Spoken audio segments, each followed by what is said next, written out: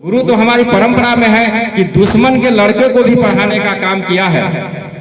शायद आप लोग जानते होंगे, देवताओं के गुरु बृहस्पति माने जाते हैं और असुरों के गुरु शुक्राचार्य। शुक्राचार्य के पास मृत संजीवनी विद्या थी। जितने भी देवता लोग युद्ध में राक्षस को मारते थे, शुक्राचार्य संजीवनी विद्या से उन्हें जीवित कर देते थे। बृहस्पति अपने पुत्र कच्छ को गुरु शुक्राचार्य के पास संजीवनी विद्या सीखने को भेजते हैं। शुक्राचार्य वहां के आश्रम में जब कच्छ पहुंचते हैं तो सब लोग विरोध करते हैं कि अरे तो देवताओं की तरफ से आया है, अगर संजीवनी विद्या ये सीख लिया तो अब देवता लोग भी जिंदा होने लगेंगे, गुरुदेव इसे मत सिखलाइए। शुक्राचार्य इस बात का विरोध करते हैं कि नहीं, यह शिष्य बनकर मेरे पास आया है और विद्या दान के लिए अगर मेरे पास आया है तो शत्रु का ही पुत्र क्यों नहीं हो, मैं विद्या दान से इसे वंचित नहीं करूंगा। और कच्छ को उन्होंने संजीवनी विद्या सिखलाई। तो हम इस परंपरा के लोग हैं। आप थोड़ा सा आइए मध्यकाल में, शायद हो सकता है शाहजहां के दरबारी कवि थे या जहांगीर का, सब्जेक्ट टू करेक्शन है। पंडित राज जगन्नाथ का नाम आप लोग सुना होगा। उनके दरबारी कवि थे जो शाहजहां के पुत्र को वो संस्कृत विद्या सिखाते थे। दारा शिकोह को संस्कृत सिखाने का उन्हीं को योगदान माना जा सकता है, जिन्होंने फारसी भाषा में महाभारत का अनुवाद किया था उन्हीं के शासनकाल में। तो पंडित राज जगन्नाथ जब सिखा रहे थे तो एक गुरु की क्या हिम्मत होती है। गुरु दक्षिणा, मुगल शासक कहता है कि गुरु दक्षिणा में आप क्या लेंगे। पंडित राज जगन्नाथ पूरे दरबार में बोलते हैं, न जाचे गजालिम न वावाजी राजम न विद्य से चित्तम कदाचित महियम इदं सुस्तनी मस्तक न्यस्त हस्ता लवंगी कुरंगी त्रिगंगी करोति। ये विद्वान होने का अपने आप में, ये शिक्षक का अपने आप में ये गुरूर था कि हम कुछ भी अगर मांगेंगे, अगर विद्या दान किए हैं तो ये राजा हमको जरूर प्रदान करेंगे। तो गुरु का अपना एक विशाल और वो अहमद दायरा थी। जैसा कि अभी एंकर बता रहे थे कि कितना भी वर्णन करूं गुरु की महिमा का, वो कम नहीं हो सकता है। इसी को संस्कृत में कहा भी गया है, हालांकि भगवान शंकर पे स्तुति है लेकिन वो गुरु पे सटीक बैठती है कि असित गिरी समन स्यात गज्जलन सिंधु पात्रे सुर तरुवर शाखा लेखनी पत्र मुर्वी लिखित यद गृहीत्वा शारदा सर्वकालं तदपि तब गुणानिमिषं पारंग नहीं आती।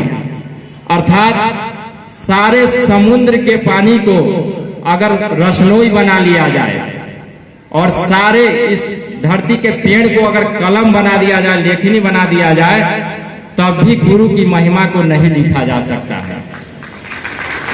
ये हमारी परंपरा है।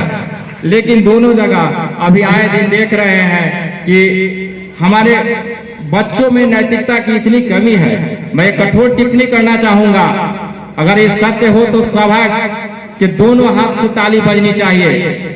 आप के बच्चे घर में जाते हैं और किसी लड़की से स्कूल में छेड़खानी की बात होती है तो आप उसको दूर करने के बजाय आप पक्ष लेने लगते हैं कि नहीं, मेरा बेटा तो ऐसा किया ही नहीं होगा।